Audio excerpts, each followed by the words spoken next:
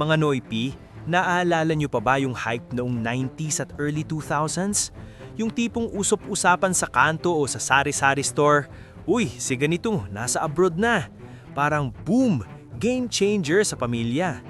Pero real talk Noypi, sa bilyong-bilyong dollar na pinapadala pa uwi ng ating mga kababayan, may kapalit yan na di natin nakikita.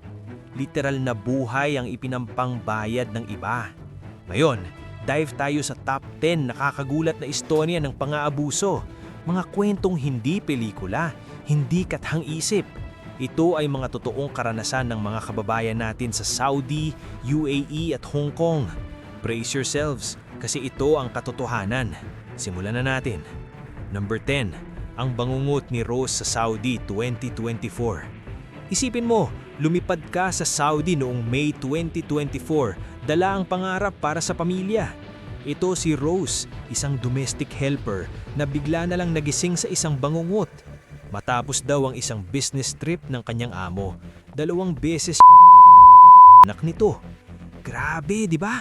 Sa sariling bahay ng amo, dapat safe ka. Pero hindi. Ang masaklap pa, kinumpiskahan ng mga amo niya ang passport at ikama, yung resident ID niya sa Saudi. Kaya, no way out. 5 daw buwan na trapped, walang magawa. Ang lupit ng ganitong klaseng helplessness. Buti na lang may nagsumbong at nakarating sa GMA News. Yon, nakalusot si Rose at na-rescue. Nagbunga yan ng malawakang investigasyon sa mga employment agency. Lesson learned, kung OFW ka, may backup phone SIM ka at i-WhatsApp mo agad ang embassy mo. Huwag nang patagalin.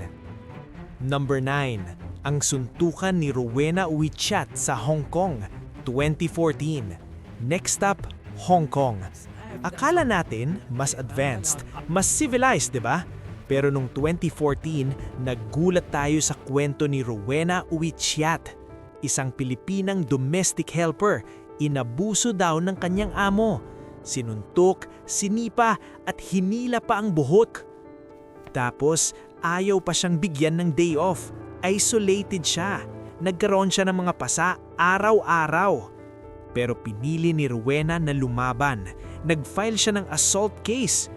Ito ang isa sa mga kaso na naglantad kung gaano karaming Pilipino at iba pang helper sa Hong Kong ang biktima ng exploitation. Mahigit 323,000 na domestic helpers ang nasa HK at ilan sa kanila kagaya ni Rowena. Payo sa ganitong sitwasyon, kunan mo ng litrato ang mga sugat mo araw-araw, complete with timestamp. Tapos, hanapin mo agad ang mga NGOs tulad ng Mission for Migrant Workers. Sila ang bahala na tumulong sa'yo. #8, ang kasong pang-aabuso ni Dora sa Hong Kong, 2014. Staying in Hong Kong, here's another kicker. Si Dora. Months of physical abuse ang tiniis niya. Nakikipag-ugnayan siya sa agency niya, nagmamakaawa na tulungan siya. Pero walang sagot. Wala. Anyari? Yung agency na dapat protektor mo, deadma. Hanggang sa umabot sa punto na kinailangan ng makialam ng pulis. At guess what? Facebook. Oo, social media na ang naging tulay para maligtas siya.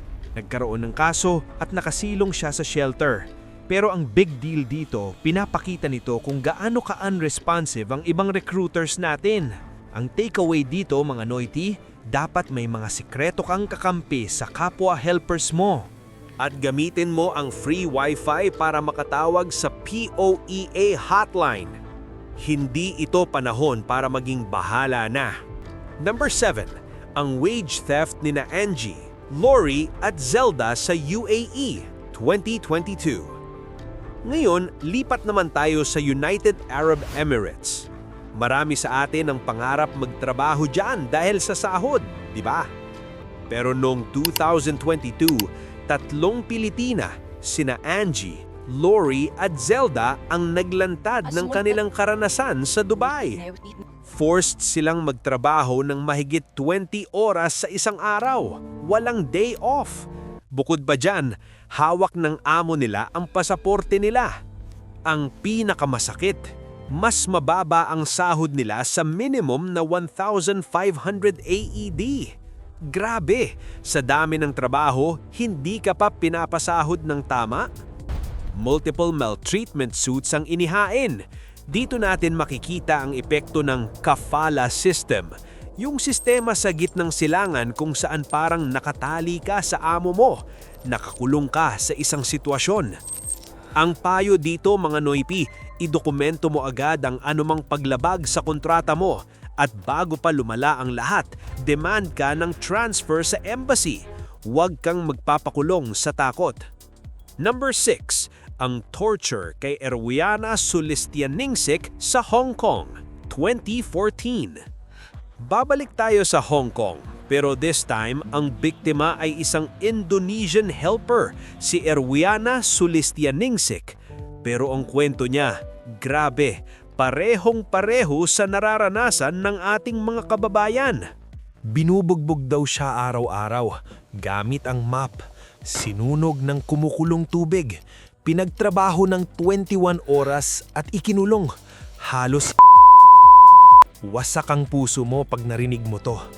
Nagdulot ito ng malawakang galit sa buong mundo at buti na lang nakulong ang amo niya.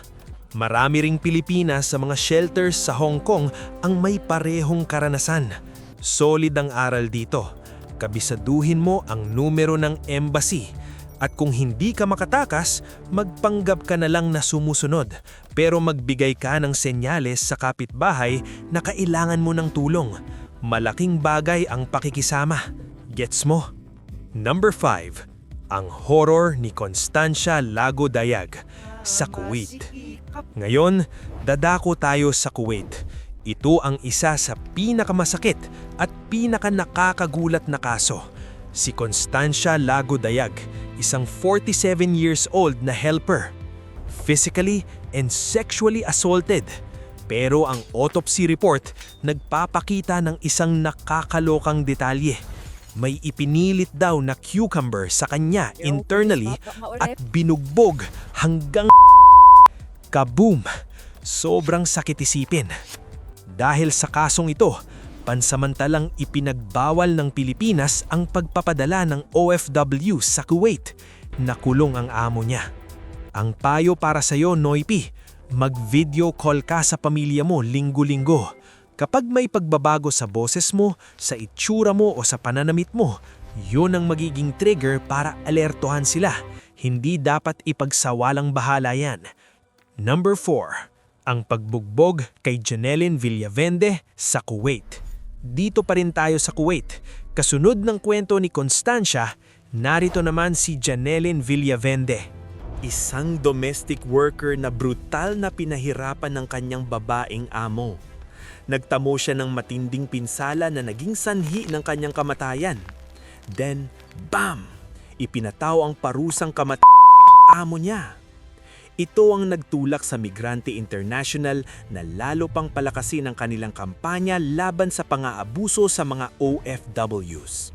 Ito ay nagpapakita na ang hustisya, kahit matagal, ay darating. Para sa mga pupunta pa lang abroad, sumali ka sa mga OFW Facebook groups bago ka umalis. Diyan mo malalaman ng mga real-time na babala at karanasan ng iba. Number 3.